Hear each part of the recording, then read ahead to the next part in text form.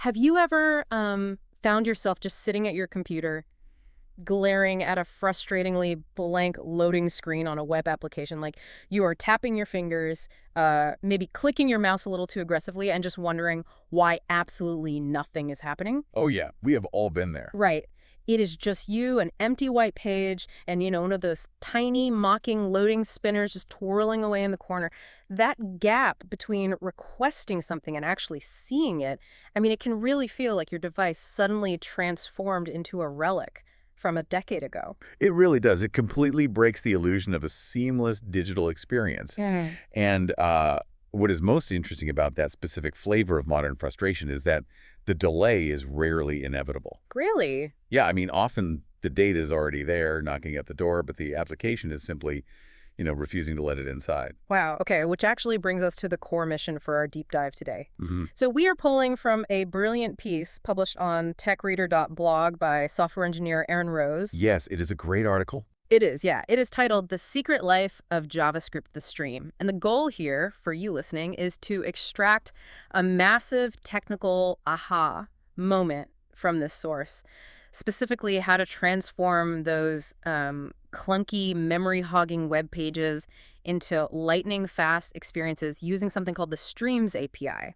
We want to bypass that blank screen entirely. Exactly. And to do that, we get to examine a highly technical computer science concept, but through the lens of a really fantastic case study. The author frames this whole lesson around two fictional developers working through a real-world problem. Which I love, by the way. It makes it so much more approachable. Right, because by observing them, we get to look at the symptoms of bad architecture, Yeah. and more importantly, the underlying mechanics of how data actually moves across a network. So let's step into the scene. Our two developers, Margaret and Timothy, they work in this Grand Victorian Library in London.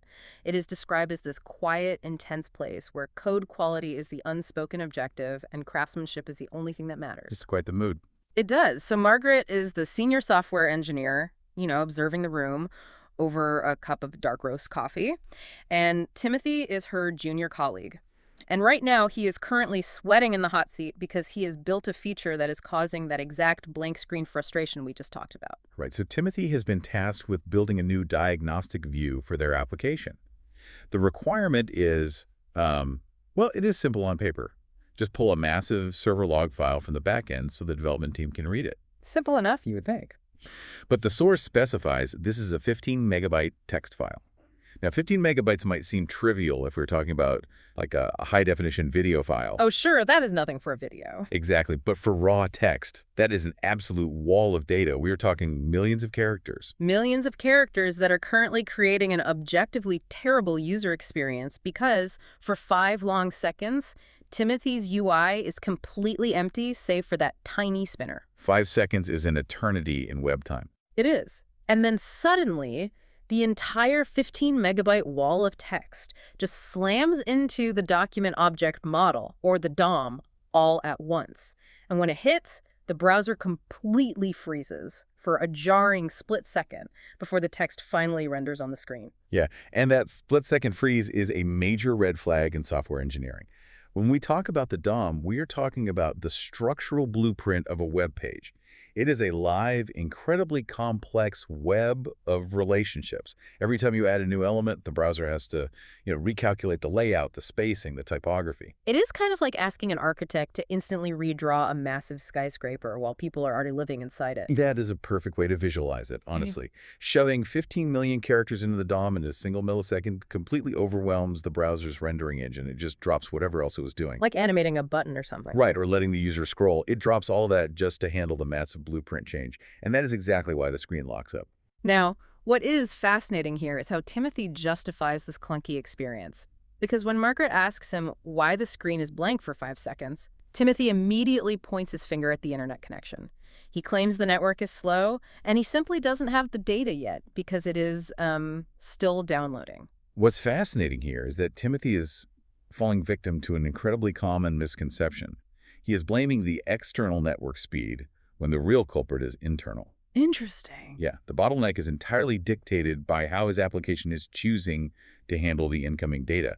So Margaret challenges him on this. She asks if he is absolutely sure he doesn't have any of the data yet. And this is the best part. She taps his screen with her pen and points to line 3 of his code. This is where we move from the symptom to the root cause. The line causing this entire mess is deceptively simple. It just reads, await response.txt. Uh-huh. And that single line is doing an incredible amount of heavy lifting, but it is doing it in the absolute most inefficient, dangerous way possible. Well, we need to break down the underlying mechanics of what response.txt actually asks the hardware to do. When a developer calls that method, they are telling the JavaScript engine to take the incoming HTTP response from the server and resolve it into one single continuous string of text. Okay, but the trap is when it decides to hand that string over to the developer, right? Yes, exactly. The method completely refuses to resolve until the file is 100% finished downloading. It is an all-or-nothing command. Wow. From a hardware perspective, this forces the JavaScript engine to create a temporary holding pen in the computer's random access memory, or RAM. It literally has to hold every single byte of that 15-megabyte file in memory, blindly waiting for the very last piece to arrive before it lets the application use any of it. Okay, let's unpack this. If you don't have the whole file, how can you possibly render the data? Think about it like reading a murder mystery novel. You wouldn't want someone to hand you the chapters out of order, and you certainly wouldn't want to start reading if the final few pages were missing. You need the whole cohesive unit to make sense of it. That is essentially Timothy's defense. He argues he cannot render the data until he possesses the data. And, it makes intuitive sense on a human level, but it completely ignores how the internet actually functions at a foundational level. Margaret counters this by asking Timothy if he really believes servers send 15-megabyte files across the ocean as one giant solid brick of data. Because they don't. They do not.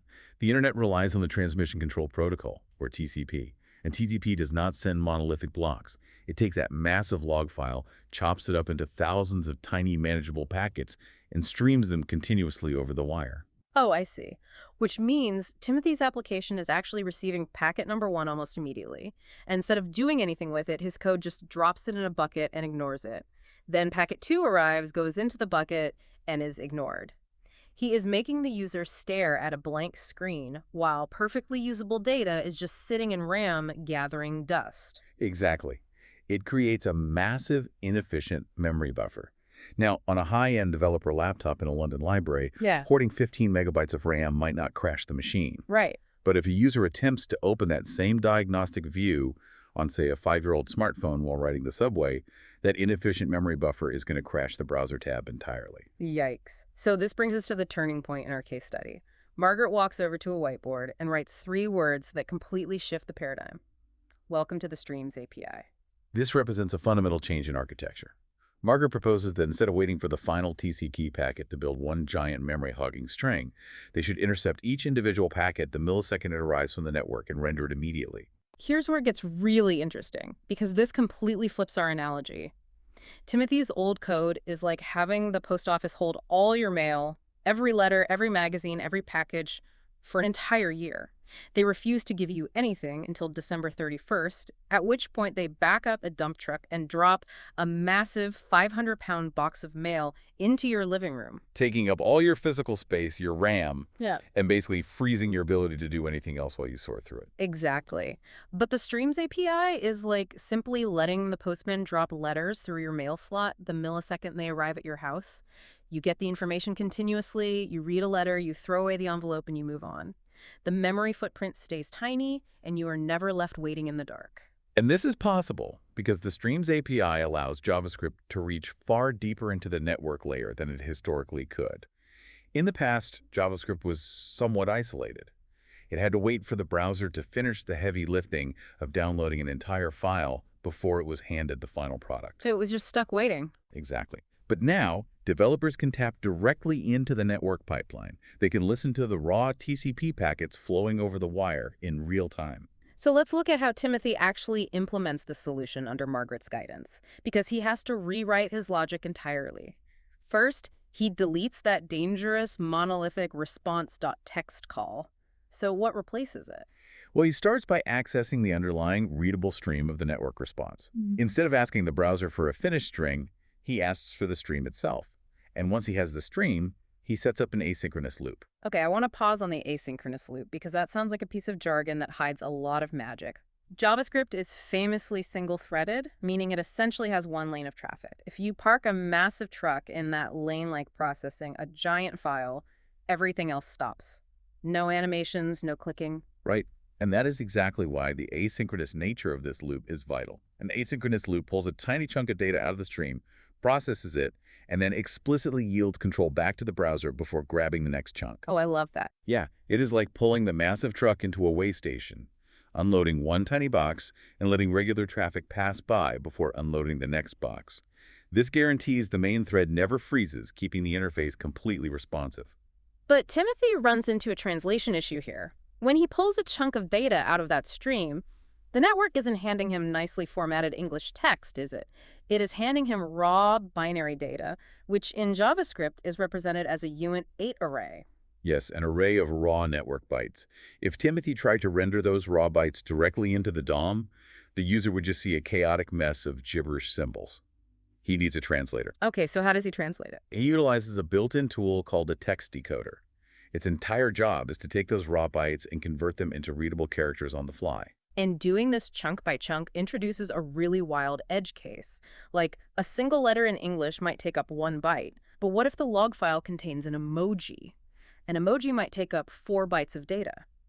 Because TCP packets chop data up arbitrarily based on network traffic, a packet might accidentally slice a 4-byte smiley face right down the middle. Yes. This is where the engineering behind the text decoder really shines. If you naively translated that sliced packet, the browser would panic at the incomplete byte sequence and spit out a corrupted character. Often represented by that little black diamond with a question mark inside it. Oh, I hate seeing those. Right, but the text decoder is stateful. It is smart enough to realize, wait, this emoji is incomplete. It will actually hold on to the first half of the byte sequence in its own tiny memory bank, wait for the next TCP packet to arrive with the second half, stitch them together, and then output the perfect smiley face. So it handles the complex character encoding behind the scenes so the developer doesn't have to. That is brilliant. It really is. Yeah. And furthermore, Timothy wraps this entire streaming operation inside a try/finally block. This isn't just a stylistic choice. It is a critical safeguard against memory leaks. Because what happens if the user is downloading this log file on their phone and they suddenly drive through a tunnel, losing their cell connection completely? The stream is violently interrupted. If Timothy didn't include that finally block, the memory bucket allocated for that stream would just sit there in RAM, abandoned but still taking up space. Just hogging resources for no reason. Exactly. And if a user loses connection multiple times, those abandoned buckets pile up until the browser crashes. The finally block guarantees that no matter what happens, whether the file finishes perfectly or the network drops halfway through, the browser executes a cleanup protocol, closing the stream and returning the memory to the system. So what does this all mean? Timothy deletes the bad code. He taps into the stream. He sets up an asynchronous loop so the browser doesn't freeze. He uses the text decoder to seamlessly handle chopped up characters. And he secures the memory with a try/finally block. He saves the file, and he hits refresh on his dashboard. What does he actually see? The physical transformation of the user experience is dramatic. First, the application's memory footprint plummets. Because Timothy is no longer forcing the hardware to buffer 15 megabytes into a single variable, the RAM usage barely registers. He is just processing a few kilobytes at a time, rendering them, and letting the memory go. And the agonizing 5-second wait staring at a blank screen. Completely eliminated, the loading spinner barely has time to render. Within milliseconds, the first few lines of the server log paint themselves onto the screen. As the network continues to download the rest of the file in the background, the user interface progressively populates. It flows smoothly down the page like a waterfall. Wow. So there is no blank screen. There is no massive spike in memory. The browser never locks up. Timothy is actually reading the top of the server logs while the bottom of the file is still physically traveling through the fiber optic cables under the ocean. If we connect this to the bigger picture, this is why the Streams API represents a profound paradigm shift in software architecture. We are moving away from resource-heavy, monolithic processing where everything happens in massive blocking steps. Right. By adopting a streaming mindset, developers create continuous, lightweight, instant feedback loops. It respects the physical limitations of the user's hardware by not hoarding RAM, and it respects the user's psychology by providing visual feedback instantly. It really is the stark difference between an application that feels heavy, sluggish, and broken versus an application that feels snappy, responsive, and alive. Our journey with Margaret and Timothy highlights a crucial lesson. Perceived speed on the internet isn't always about buying a faster connection. Often it is about smarter data management. We transitioned from a frustrating bottleneck blamed falsely on the network, I might add to, a seamless waterfall render, simply by changing how we handle the data once it arrived. It pulls back the curtain on the invisible craftsmanship happening behind the glass of our screens. It really does. And even if you never write a line of JavaScript or set foot in a Victorian library, understanding this mechanism explains so much of our daily digital friction. The next time you find yourself glaring at a blank loading screen waiting for an application to respond, you will know that the data might already be there. You are just waiting for a giant, invisible box to finish being packed. This raises an important question for us to walk away with. We have explored how this streaming philosophy bypasses memory limits to deliver massive text files instantly, chunk by chunk. But what other heavy monolithic tasks in our daily digital lives are still trapped in the old way of thinking? Oh, that is a great point. Think about complex media rendering, processing massive arrays of financial data, or even waiting for highly complex generated responses from artificial intelligence systems. How many times are we staring at a loading spinner, waiting for a final monolithic block of data to resolve, when we could be experiencing a continuous progressive stream of insight the millisecond it is created?